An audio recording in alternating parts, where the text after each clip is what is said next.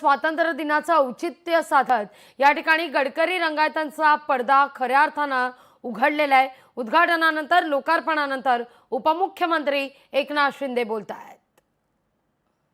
Lift नव्हती, बरंचसं तिकडे मला दाखवलं आयुक्तांनी, नवीन नवीन काय काय केलेलं आहे, साऊंड सिस्टीम आहे, सगळ्या गोष्टी। गडकरी म्हटलं की सगळे कलावंतच म्हणतात गडकरी सारखी मजा नाही कुठेच। आणि ठाण्याचा गौरव तर आहे, ठाण्याचं भूषण आहे।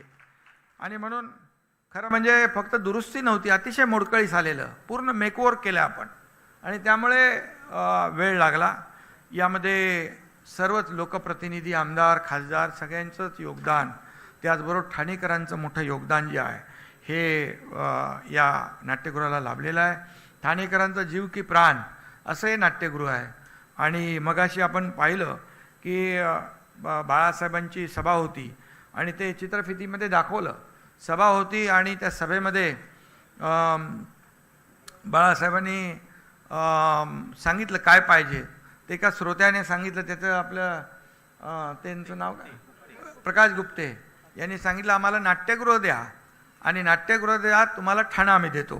आणि बाळासाहेबांनी गडकरी रंगायतन आणि दादोजी कोंडदेव स्टेडियम या दोन वास्तू त्या काळात केल्या। त्या काळात सतीश प्रधान नगराध्यक्ष होते आणि आपण ही वास्तू दिमागदारपणे पाहतो। बाळासाहेबांचंही प्रेम या वास्तूवर होतं। आणि त्यावेळेस भूमिपूजन झालं, उद्घाटन झालं बाळासाहेबांच्या हस्ते आणि त्यावेळेस थोर स्वातंत्र्य सेनानी स्वर्गीय दत्ताजी ताम्हाणे प्रमुख पाहुणे होते। आणि अशी मोठी माणसं, वास्तुविशारद वसंतराव पानसरे यांनी गडकरीचं डिझाईन केलं होतं। अत्यंत देखणी वास्तू ठाण्यामध्ये उभी राहिली आणि या वास्तूवरचं शिल्पही तितकंच देखणं आहे।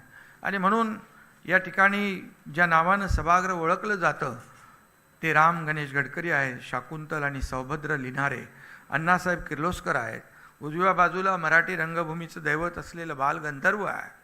आणि या तिघांच्या अस्तित्वामुळे हे नाट्यगृह खऱ्या अर्थाने पहिल्या दिवसापासून नाट्यसृष्टीचं भाग्याचं ठरलं अशी नोंद या ठिकाणी झालेली आहे। आता इथे बाहेर स्वातंत्र्यवीर सावरकरांचं स्मारकही आपण केलेलं आहे आणि त्यामुळे सगळ्यात पूरक अशा गोष्टी या ठिकाणी झालेल्या आहेत।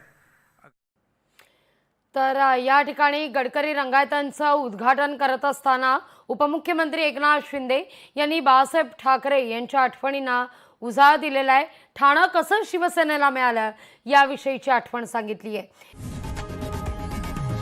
लोकशाही मराठी ऐका, पहा, जागरूक रहा।